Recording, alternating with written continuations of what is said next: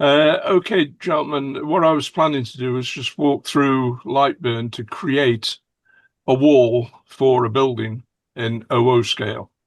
My laser is a 400 millimeter by 400 millimeter cut area or engrave area. So that's what you can see in front of you here with a grid of 10 millimeters on it. So to start, what we need to do is go up to Edit, Settings, and then we have a load of settings to set on here. On the very first thing you want to do is turn off beginner mode.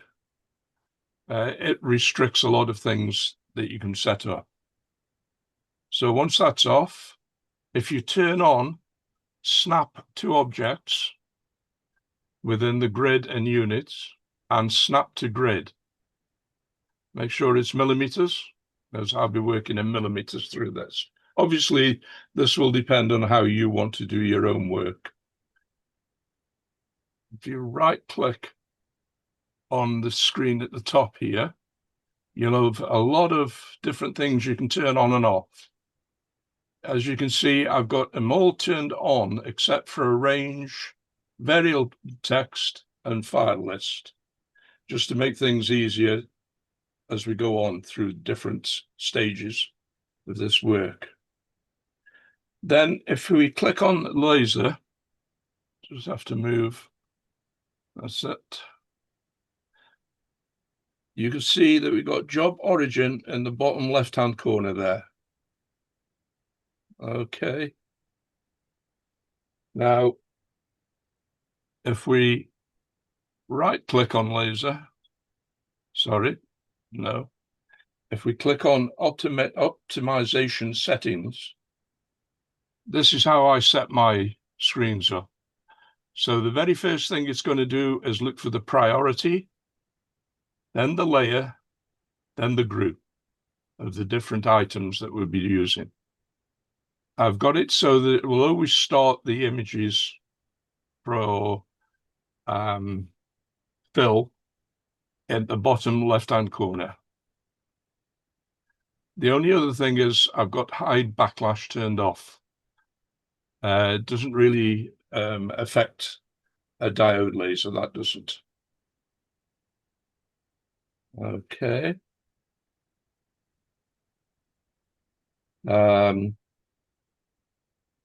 Then set to default. Now, as I say, I use this mainly for OO git work. So this is my default frame now. Once I've set it, it saves it in this area all the time. Okay. So what we want to do is to set up a wall. We want to create a wall, and we'll create it on the workspace here, and then we'll move it later on. So the wall is going to be a rectangle. And if I put it here, we want a rectangle and we want it to be 60 by 39. Now, the reason I'm using these figures is to make it easier later on when we're actually working on the machine. Now, the other thing I want to do is put the bottom left-hand corner.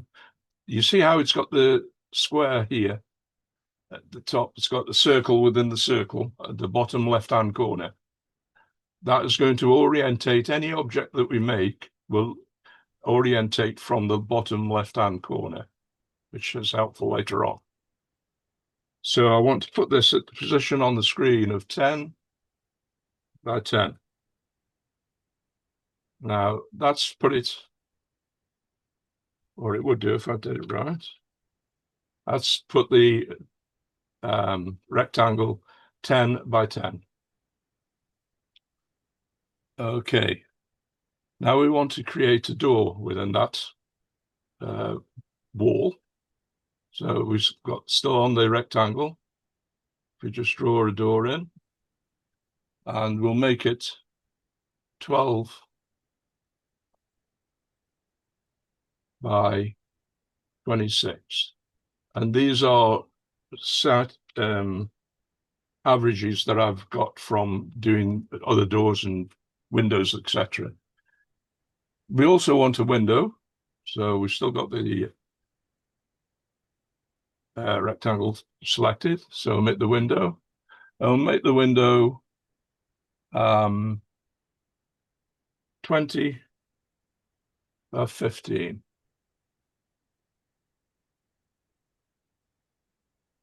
Okay. So we've got a door and a window. Now we want to position them. The door is positioned pretty much exactly as it should be anyway, but we'll move it anyway. So say we just want to move it along a bit. So we go up here and we'll put it into 48. It's at the right height as it is, but you could alter the height as well if you wanted to. The window, we want that to be at the same height as the door. So if we select the window, press Control and select the door, and then up here along the top, we've got the positioning bar. And if we go along to this one with the bar across the top, click, and it's moved the window to the height of the door. Nice, easy way of shifting things around. Now we need to create a lintel and sills. So we'll put that there, and we'll leave it at 23, but we'll only make it 2 in height. Okay. It's in the right position, so we don't need to move it. So if we go along and make a lintel over the door, 14 by 2, that's fair enough. But we want that to be centered on the door, just as we would with the window. So press Control, add the door, and press Center, and it centers the two together. So that's the 2 lintels. We're going to create a sill, and we'll create the sill the same. It won't make any difference. We'll call it, we'll have it 24, and make it 2. Now it isn't touching, so we select it, select the window, select bottom, and you can see that it's actually taken the bottom right the way up to it, which is not what we wanted. It takes it right to the top of that one. So the only way I've found of doing this is to highlight it and pull it down until it's on there. And because we've got snap to objects on, the 2 objects have snapped together. And we want it to be central on the window. So click center. And that is basically the wall drawn. Okay. So now what we want to do is create some tabs so that we can interlock the side walls to the front walls. Now, for a reason later on, I'll show you, we want to create a rectangle. We want it to be 2 by 3. Okay. And we want it in the corner at 10 to 10, which it is already. If we highlight that and then click Array, and in here, we want the X is going to stay the same, but the Y is going to change. So we'll put in here total height of 3 for the spacing. 3. And if we click on this, if you watch the image on the left, as I click, it's putting the buttons in. But it's put them in alternatively, one halfway across the other. If we just take out Shift by half, it puts them all in the same place, all the way up. Okay. And we just click OK because we're finished with the array at the moment. Now, what I do is when I created an object, I always, let me get rid of that, sorry. I've started saving them. So I click on this. This is the array. If I do Control D and then move it, I've now got that array saved down there. If I click it again, click D, and I can move it to the other side of the image. If I make it larger for us,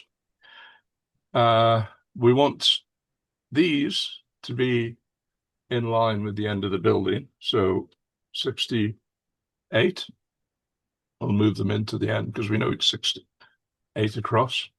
Now, if we click back on the original set of tabs, and now what we want to do is merge them in with the wall itself. And to do that, if we hit Control, take the wall as well, and then if we click Control B, this brings up the Boolean chart. And what we want to do is to arrange the tabs so that they take away from the wall. So we want to subtract A from B. We click that, and it hasn't worked, sorry. Or Control will be subtract B from A, sorry. So that's now give us the tabs at the settings that we said at the beginning. And if we pick this side and the wall, and then Control B, subtract, okay. And you've got the wall set up now.